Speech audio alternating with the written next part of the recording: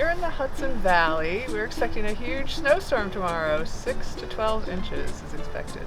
So I'm taking advantage of a quick moment to dig up my little bed and prep it and throw down some of my poppies and my Johnny Jump Up seeds, have them be right there after the snow flies. So I'm going to prep it today, snow tomorrow, and then I'll put the seed down.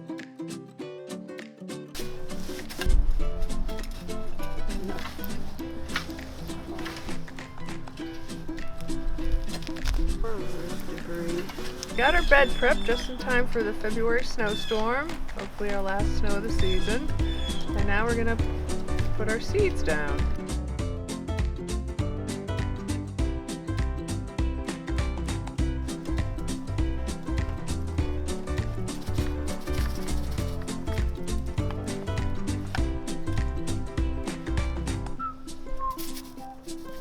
So we should see these start to come up within a month's time and hopefully bloom within 2 months' time. And make sure you save your seed packets so that when they come up, you can identify exactly which ones they are.